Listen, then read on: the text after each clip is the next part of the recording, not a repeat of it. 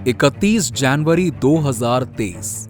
इस दिन को द किंग ऑफ स्काई कहे जाने वाली बोइंग 747 जंबो जेट की आखिरी डिलीवरी एटलस को दे दी गई, जिसके साथ ही मानो इस युग का अंत हो गया हो। एक समय पर दुनिया के सबसे बड़े विमानों की लिस्ट में नंबर 1 पर आने वाला ये 747 एयरक्राफ्ट अब कभी भी दोबारा नहीं बनाया जाएगा।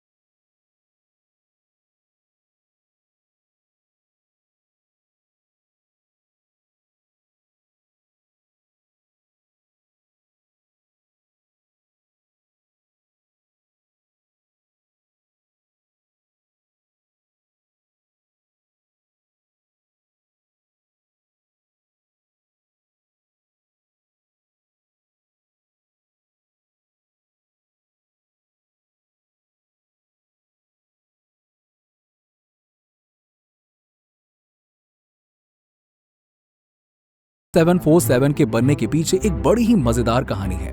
1950 के दशक में अमेरिकी एयरक्राफ्ट कंपनी बोइंग ने 707 नाम की एक जेट एयरलाइनर दुनिया के सामने प्रस्तुत की। ऐसा इसलिए क्योंकि उस समय पर जेट इंजन धीरे धीरे पिस्टन इंजन की जगह लेते जा रहे थे। जेट इंजन्स पिस्टन इंजन से सस्ते होने के साथ ही साथ सेफर और फास्टर भी थे। इसके बाद धीरे धीरे साल 1955 से लेकर 1972 के बीच पैसेंजर्स की संख्या में तकरीबन 4 गुना वृद्धि हो गई। कारण बिल्कुल साफ था, पहले की अपेक्षा में अब हवाई यात्रा सस्ती हो गई थी, जिससे आम लोगों के लिए भी इसकी यात्रा करना संभव हो गया था। इसी समय पर पैन अमेरिकन वर्ल्ड एयरवेज दुनिया की सबसे बड़ी एयर कैरियर हुआ करती थी। हवाई यात्रा की डिमांड बढ़ते देख उन्होंने सोचा कि क्यों ना एक ऐसा प्लेन लाया जाए जो कि बोइंग 707 से आकार में 2 गुना हो। और अपना यही आइडिया लेकर पैन अमेरिका के हेड जुआने ट्रिप बोइंग के सीईओ बिल एलन के पास गए और उनसे कहा कि अगर आप एक ऐसा प्लेन बना पाएं तो मैं इसे खरीदने के लिए तैयार हूं। इस पर बिल एलन ने बड़े ही मजेदार अंदाज में कहा कि अगर आप इस प्लेन को खरीदने के लिए तैयार हैं तो समझिए मैं इसे बनाने के लिए तैयार हूं। और यहीं से शुरू हुई बोइंग 747 की लेगेसी की कहानी। अब चूंकि एयरप्लेन का साइज 2 गुना करना था ताकि इसमें ज्यादा से ज्यादा पैसेंजर्स सफर कर पाएं, इसीलिए बोइंग ने इसे एक डबल डेकर प्लेन के रूप में बनाने का प्रयास किया। पर इसे बनाना काफी चैलेंजिंग था और इसीलिए उन्होंने सोचा क्यों ना इसे डबल डेकर बनाने की बजाय एक काफी चौड़ा एयरप्लेन ही बना दिया जाए। और इसी आइडिया ने एक 20 फीट चौड़ाई वाले विशाल एरोप्लेन को जन्म दिया। दुनिया का पहला एरोप्लेन जो इतना चौड़ा तो था ही, साथ ही साथ इसमें सीट्स के बीच में 2 रास्ते थे, यानी कि ये एक ट्विन ऑयल वाला प्लेन था। पर आप तो जानते ही हैं कि अक्सर हम जो सोचते हैं वो होता नहीं है और जो नहीं सोचते हैं वो हो जाता है। और यहां भी कुछ ऐसा ही हुआ। पर जब 747 पहली बार बनना शुरू हुआ, इसे एक पब्लिक एयरक्राफ्ट के रूप में डिजाइन नहीं किया गया था, बल्कि इसे एक मालवाहक प्लेन के रूप में डिजाइन किया गया था ताकि जरूरत पड़ने पर इसे तुरंत एक पैसेंजर कैरिंग प्लेन से कार्गो प्लेन में तब्दील किया जा सके। पर शायद डेस्टिनी को कुछ और ही मंजूर था। जब उन्होंने इसका डिजाइन फाइनल किया तो उनके सामने बहुत से चैलेंजेस आकर खड़े हो गए। अब चूंकि ये प्लेन एक ऑर्डिनरी प्लेन से साइज में दोगुना था, तो इसका वजन भी काफी ज्यादा था और इसीलिए इसमें लैंडिंग गियर्स के लिए 18 व्हील्स लगाए गए। पर इसमें एक और समस्या उत्पन्न हो गई। 18 व्हील्स होने के कारण इसे अब लैंडिंग के लिए और चौड़े रनवेज की जरूरत पड़ी और इसीलिए कई सारे एयरपोर्ट्स ने इस प्लेन के लिए अपने रनवेज को और वाइड करवा लिया। और अब आपको जानकर हैरानी होगी कि यह प्लेन इतना बड़ा होने वाला था कि खुद बोइंग को इसके लिए एक और बड़ा प्लांट बनाना पड़ा, जो कि आज वॉल्यूम की दृष्टि से सबसे बड़ी बिल्डिंग भी है। इसके बाद बोइंग के लिए सबसे बड़ा चैलेंज था कि आखिर इतने बड़े प्लेन बनाने की फंडिंग कहां से आएगी, क्योंकि जो भी लोग उस समय इस प्लेन के बारे में सुन रहे थे उनका बस यही मानना था कि ये प्लेन कभी उड़ ही नहीं पाएगा और इसीलिए इसके मैन्युफैक्चरिंग में फंडिंग करना एक बहुत बड़ा रिस्क था। पर इन सारी परेशानियों से भी बोइंग ने हार नहीं मानी। जो सैटर, जो कि इस प्लेन के जनक भी माने जाते हैं, उन्होंने अपनी टीम के साथ मिलकर इस प्रोजेक्ट पर काम शुरू किया और मात्र 900 दिनों में इस प्लेन को बना डाला, जिसके बाद 1970 में बोइंग ने कुल 13 नए 747 एयरक्राफ्ट अलग अलग एयरलाइंस को डिलीवर किए और यहां से शुरू हुई इसके उड़ान की शानदार कहानी। साल 1970 में ही पैन एम ने 747 की कमर्शियल फ्लाइट को हरी झंडी दिखाई और जब ये प्लेन लंदन के आसमान में पहुंचा तो इसके स्वागत में हजारों की संख्या में भीड़ सड़क पर इकट्ठा हुई। इसके बाद से ही हर एयरलाइंस इस प्लेन को अपने बेड़े में शामिल करने लगी। अब चूंकि ये प्लेन एक जंबो साइज का प्लेन था, इसलिए शुरुआत में पायलट्स और फ्लाइट्स अटेंडेंट्स के साथ ही साथ पैसेंजर्स को भी इसका अभ्यस्त बनने में थोड़ा टाइम लगा। आमतौर पर फ्लाइट में 6 फ्लाइट अटेंडेंट्स की आवश्यकता होती थी, पर बोइंग 747 में 14 फ्लाइट अटेंडेंट्स थे, यानी 14। उस समय पर यह बहुत ही लग्जूरियस और बहुत ही एक्स्ट्रा वैगन प्लेन हुआ करता था, जिसमें वो सारी सुख सुविधाएं थी जो आज हमें 5 स्टार होटल में मिला करती हैं। और यही वजह थी कि इस प्रीमियम एरोप्लेन को उड़ाने वाले पायलट्स के अलावा इसमें सफर करने वाले पैसेंजर्स भी इसके दीवाने थे।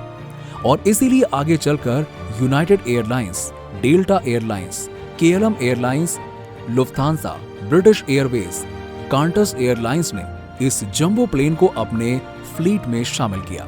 नतीजतन अब बोइंग 747 पूरी दुनिया भर में उड़ान भरने लगा। अगले कुछ दशक तक इसके और भी इंप्रूव्ड वर्जन्स आते रहे और इसकी कमियां धीरे धीरे ठीक होती रहीं।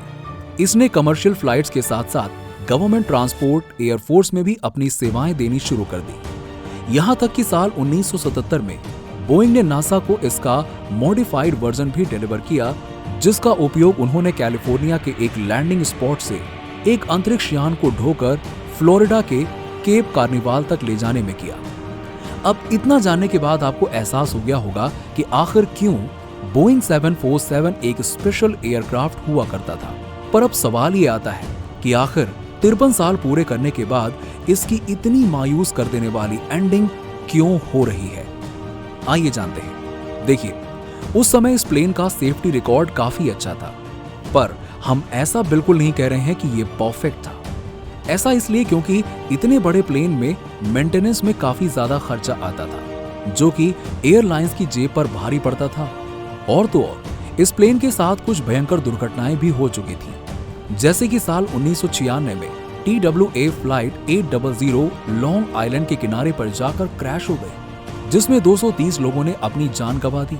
पर इन सब के बावजूद भी 1990s में बोइंग की डिलीवरीज में उछाल देखने को मिला। लेकिन इससे कुछ साल पहले आए एयरलाइन डीरेगुलेशन एक्ट 1978 ने सब कुछ बदल कर रख दिया। इसके आते ही एयरलाइंस के बीच प्राइस डाउन करने की होड़ लग गई थी। साथ ही इससे दर्जनों नई एयरलाइंस अस्तित्व में आई और पुरानी छोटी मोटी एयरलाइंस में भी एक्सपेंशन हुआ। और इस कॉस्ट कटिंग की वजह से एयरलाइन कंपनियां ऐसे एरोप्लेन्स की तलाश करने लगी जो कॉस्ट एफिशिएंट हो। जबकि बोइंग 747 एक जंबो जेट था जिसमें 2 की जगह 4 इंजन्स लगे थे, इसीलिए इसमें कॉस्ट कटिंग करना पॉसिबल नहीं था और इस वजह से धीरे धीरे बोइंग 747 का मार्केट डाउन हो गया। अब एयरलाइंस बड़े प्लेन्स तो प्रेफर कर रहे थे, पर उनकी ये भी डिमांड थी कि उन्हें ऐसे प्लेन्स मिले जिसमें ज्यादा से ज्यादा सीटिंग कैपेसिटी हो और उनमें 4 की जगह 2 या 3 इंजन ही हो, ताकि फ्यूल बचाया जा सके और उन्हें अपने फेयर प्राइस को घटाने के बावजूद भी नुकसान का सामना ना करना पड़े। और एयरलाइंस की इसी डिमांड को पूरा करते हुए कई एरोप्लेन्स मैन्युफैक्चर होने लगे, जो कि धीरे धीरे बोइंग 747 की जगह भी लेने लगे, जिसमें एक एयरक्राफ्ट तो बोइंग के प्रतिद्वंदी कंपनी एयरबस ने ही साल 2007 में लॉन्च किया था, जिसे उन्होंने एयरबस A380 नाम दिया। इस कंपनी ने बिलियंस ऑफ डॉलर्स खर्च करके जो ये प्लेन बनाया था, इसने बोइंग 747 से भी बड़े प्लेन होने का ताज छीन लिया था और इस प्रकार बोइंग 747 का पतन शुरू हो गया। और कुछ दिन पहले ही 1574वें यानी आखिरी 747 एयरक्राफ्ट की डिलीवरी बोइंग ने एटलस एयरलाइंस को दी है। यानी कि अभी आसमान पर राजा कुछ सालों के लिए इस नीले आसमान में नजर आएगा। बोइंग का इसके प्रोडक्शन को बंद करने का कारण बिल्कुल सीधा सा है, नो बायर नो प्रोडक्शन। इसकी शुरुआत भी इसकी डिमांड की वजह से हुई थी, क्योंकि उस वक्त इसे कोई खरीदने वाला था। पर अब बहुत सारे कॉस्ट एफिशिएंट एयरलाइंस की डिमांड ज्यादा है, तो फिर बोइंग 747 जैसे लग्जूरियस और एक्स्ट्रावैगेंट एरोप्लेन्स बनाना इस कंपनी के लिए घाटे के सौदे से कम नहीं है। पर हाँ, ये बात तो है कि इस प्लेन से पूरी दुनिया की काफी सुनहरी यादें जुड़ी हुई हैं और ऐसे में इसका प्रोडक्शन बंद होना इनके फैंस के लिए किसी बुरे सपने से कम नहीं है।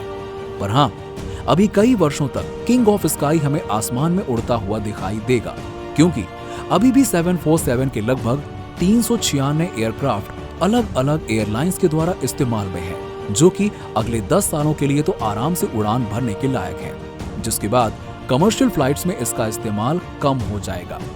पर चूंकि ये एक बहुत ही बेहतरीन माल ढोने का विमान भी है, तो ऐसे में आपको अगले कुछ दशकों तक इसका इस्तेमाल मालवाहक प्लेन के रूप में होते हुए दिखाई देगा। उम्मीद करते हैं कि आपको बोइंग 747 की अमेजिंग प्लस में इमोशनल स्टोरी पसंद आई होगी। तो इससे पहले कि ये वीडियो खत्म हो, इसे लाइक और शेयर करके चैनल को सब्सक्राइब कर दीजिएगा। मिलते हैं आपसे अगले वीडियो में। Thanks for watching.